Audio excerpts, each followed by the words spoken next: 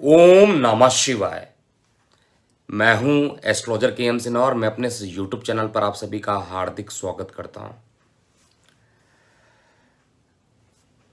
कौन बनेगा प्रधानमंत्री 2024 के लोकसभा चुनाव के लिए?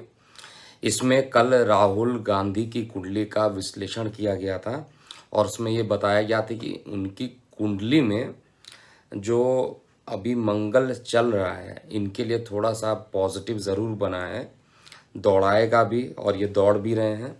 और आने वाले समय में अगर ये मेहनत करते रहें तो कुछ सीट पिछले बार से ज़्यादा ज़रूर पाएंगे, लेकिन जो पीएम बनने का जो ख्वाब है वो शायद ख्वाब ही रहेगा।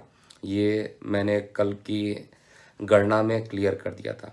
आज हम सीधे बात करेंगे नीतीश कुमार जी की कुंडली के लिए, क्योंकि नीतीश कुमार अगर आप देखेंगे इस समय अगर कोई ज़्यादा एक्टिव है पूरे लोगों में, ममता बनर्जी की अगर बात किया जाए तो वो बंगाल और उधर के प्रदेशों को संभालने की कोशिश कर रही हैं। और साथ में जो नीतीश कुमार हैं वो लगातार कभी शरद पवार जी के पास जाकर मुलाकात कर रहे हैं, कभी वो अखिलेश यादव जी के पास जाकर मुलाकात कर रहे हैं। तो इनका लगातार भ्रमण एक प्रकार से चल रहा है। इनकी कुंडली वास्तविक वर्थ डिटेल के साथ मेरे पास है और इनकी कुंडली 1 मार्च 1951 की है, 1:20 और बख्तियारपुर में। 2024 में ये लोकसभा चुनाव होगा, 2022 में नहीं है। 2024 में जो लोकसभा चुनाव होगा मई जून के आसपास, उसकी बात मैं यहाँ पर कर रहा हूँ। तो इनकी जो कुंडली बनती है मिथुन लगन की कुंडली बनती है। और साथ में अगर देखिए इनकी पूरी एनालिसिस जो मैंने किया, पूरा बायोग्राफी एनालिसिस किया है, क्योंकि किसी की कुंडली के बारे में जब तक पूरा बायोग्राफिकल एनालिसिस नहीं कीजिएगा तब तक सटीकता नहीं आएगी। इनकी कुंडली में 22 फरवरी 1973 में इनका विवाह हुआ था मंजू कुमार सिन्हा जी के साथ, जिनका निमोनिया से वो नहीं रहीं, निमोनिया उनको हो गया था तो उनके कारण उनका निधन हो गया था इनकी वाइफ का। और 2007 में ऐसी घटना हुई थी। हालांकि इनका बैकग्राउंड देखिएगा तो ये इलेक्ट्रिकल इंजीनियर भी हैं और इन्होंने इलेक्ट्रिकल डिपार्टमेंट में कुछ टाइम तक काम भी किया था। लेकिन इनके लिए जो ये शुक्र की महादशा, जो प्रारंभिक दौर में जो शुक्र की महादशा चल रही थी, इनके लिए काफ़ी संघर्षपूर्ण रहा। शुक्र की महादशा इनके लिए संघर्ष कराता रहा। शुक्र में इनको किसी भी प्रकार के राजनीति में आना, किसी भी प्रकार का राजनीतिक सुख का भोग करना, ऐसा इनके चार्ट में शुक्र की महादशा में बिल्कुल नहीं था। और इनकी एक्चुअली जो चढ़ाई कहा जाए राजनीति में तो 90 के आसपास ये जुड़ गए थे, लेकिन धीरे धीरे 2000 में एक बार वो सीएम बने, उसके बाद रेलवे मिनिस्टर भी रहे और लगातार 6वीं बार अभी ये सीएम का पोस्ट, मतलब एनडीए के साथ इन्होंने अलग होकर सीएम का जो दूसरे पार्टी के साथ आरजेडी के साथ जो इन्होंने जेडीयू और आरजेडी का जो गठबंधन हुआ, उस कारण से इन अभी भी ये सीएम तो बने हुए हैं, लेकिन वर्तमान में जो महादशा थी ऑलरेडी प्रिडिक्शन दिया गया था कि जैसे ही राहु में केतु आएगा मई जून के आसपास का जो समय होगा ये पार्टी को तोड़ देंगे। और मई जून के आसपास देखा जाए तो अगस्त के आसपास इन्होंने पार्टी को यानी एनडीए के साथ गठबंधन तोड़ दिया। और कई बार, ऐसा नहीं है इनके लाइफ में कहा जाए 1 बार 2 बार 3 बार, इसीलिए मतलब जो लोग कहते हैं इनको पलट देते हैं चीज़ों को, रहते हैं किसी और के साथ हैं, सोचते हैं कुछ और हैं, करते कुछ और हैं।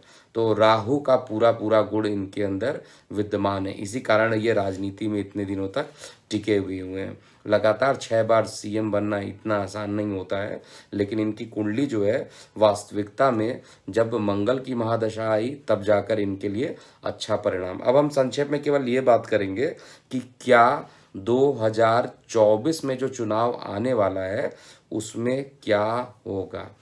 तो 2024 में देखिए राहु में शुक्र की ही महादशा चलेगी। शुक्र इनके 12th हाउस के मालिक है। द्वादश का जो मालिक होता है, द्वादश जो घर होता है भ्रमण का घर होता है, और राहु में शुक्र जो होता है उपभोग कराता है।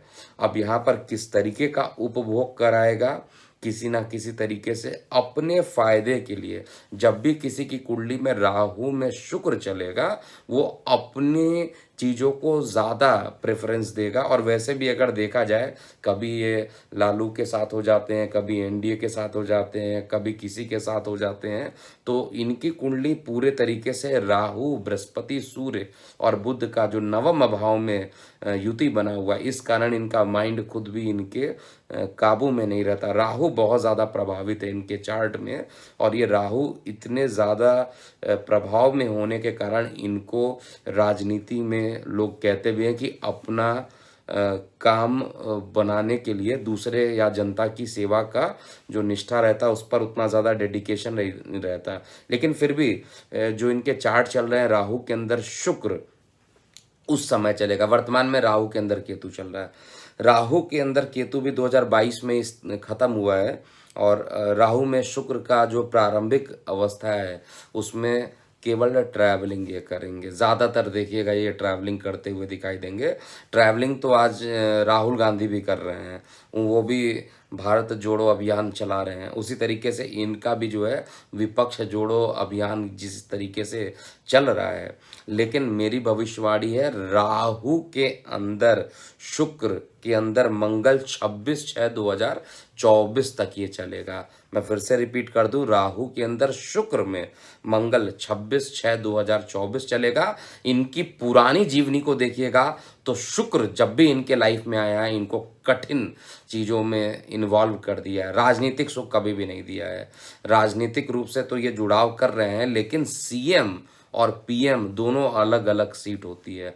पीएम मतलब जो राजाओं वाला जो सुख होता है, चार्ट में तो राज सुख ऑलरेडी लिखा हुआ है और राज सुख का उपभोग ये कर भी रहे हैं।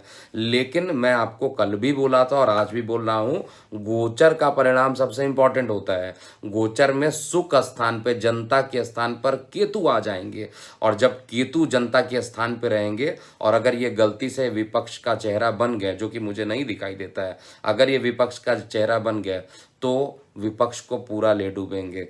और चतुर्थ भाव में शनि जो केतु का जो गोचर होने वाला, जनता के स्थान पे जो है केतु का गोचर होना, इनके लिए यू टर्न कर देगा और इनके मान पद और प्रतिष्ठा तीनों में कमी लाना प्रारंभ कर देगा। ये कन्फर्म है। मैं हेडिंग को सही कर दूंगा। राजगोपाल जी पूछ रहे हैं कि 2022 लिख दिया हूँ, अभी मैं उसको सही कर दूंगा, हो सकता है गलती से लिख दिया हूँ। तो यहाँ पर कंक्लूजन यही निकल रहा है, राहु के अंदर शुक्र में मंगल, शुक्र मंगल दोनों ही इनके दशम भाव में, सत्ता का तो सुख ले ही रहे हैं। जितना मलाईदार पोर्टफोलियो चाहिए वो सब कुछ इनको मिलेगा।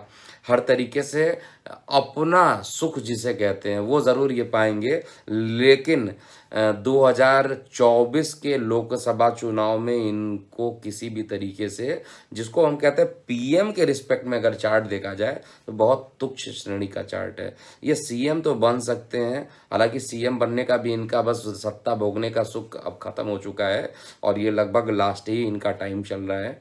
और राहु जब से आया है, राहु का काम होता है, याद रखिएगा, स्टार्टिंग में खूब सुख देता है और उसके बाद ऐसा गिराता है कि लोग भी नहीं पूछते हैं उसको। तो राहु में शुक्र चल रहा है, जैसे ही राहु में सूर्य आएगा 2026 में, ये राजनीति से ही पूरा गायब हो जाएंगे। तो राहु के अंदर शुक्र तक जब तक इनको उपभोग करना है, सत्ता का उपभोग कर सकते हैं। लेकिन पीएम उम्मीदवार बनकर सामने आएंगे और पीएम की कुर्सी तक पहुंचेंगे, ऐसा बिल्कुल भी नहीं है चार्ट में इनके। और इनके पीएम उम्मीदवार बनने से विपक्ष को भी जोर का झटका एकदम लगने वाला है, ये भी कन्फर्म हो। राहु से द्वादश भाव में शुक्र है, तो भ्रमण भ्रमण भ्रमण। और शुक्र क्या करता है? ऐशो आराम की चीज़ है, ऐशो आराम, मलाईदार पोर्टफोलियो, पैसा, भोग, ये सब चीज़ों में इनका ज़्यादा टाइम बीतेगा। लेकिन मेरी भविष्यवाणी है, किसी भी कंडीशन में ना ही राहुल गांधी दिखाई दे रहे हैं, उनके चार्ट का कल अध्ययन किया, ना ही नीतीश कुमार दिख रहे हैं, उनके चार्ट का अध्ययन कर रहा हूं। और कल मैं और भी विपक्षी दलों के बारे में बात करूंगा, चाहे वो शरद पवार जी हों, चाहे ममता बनर्जी। हालांकि ममता बनर्जी का जो है वो चार्ट मेरे पास नहीं है और उनको खुद भी उनका बड़ा डिटेल नहीं पता, इसीलिए वो प्रेडिक्शन जो पश्चिम बंगाल वाली गलत हुई थी वो इसी कारण कारण हुई थी, लेकिन फिर भी कोई तो दूसरा मेथड मैं निकाल लूँगा, जहाँ से उनके चार्ट का या उनके बायोग्राफी के आधार पर क्या चीज़ें हो सकती हैं, उसको मैं ज़रूर चेक करूँगा और उनका क्या ट्रेंड बनता है, इसको ज़रूर चेक करूँगा। लेकिन नीतीश कुमार और राहुल गांधी दोनों की कुंडली में प्रधानमंत्री बनने का सुख 2024 में नहीं दिखाई दे रहा है। तो आप अपनी प्रतिक्रियाएं ज़रूर लिखिएगा और निश्चित रूप से निष्पक्ष लिखिएगा। आप जनता हैं, आप कमेंट सेक्शन में लिखिए। कई लोग नीतीश कुमार जी को काफ़ी मानते भी हैं और कई लोग विरोध भी करते होंगे। कई लोग मोदी जी को भी मानते हैं, विरोध भी करते हैं। ये आपकी अपनी प्रतिक्रिया है। तो आप अपनी प्रतिक्रियाएं ज़रूर कमेंट सेक्शन में लिखिएगा, जिससे कि बाकी लोग का भी कम्युनिकेशन बना रहे और 2024 में क्या मोदी जी आएंगे, ये अंतिम पार्ट में ज़रूर बनाऊंगा, क्योंकि सभी की कुंडली देखने के बाद, क्योंकि मोदी जी की कुंडली तो कंठस्थ है मुझे, शुक्र वृश्चिक लगन है, मंगल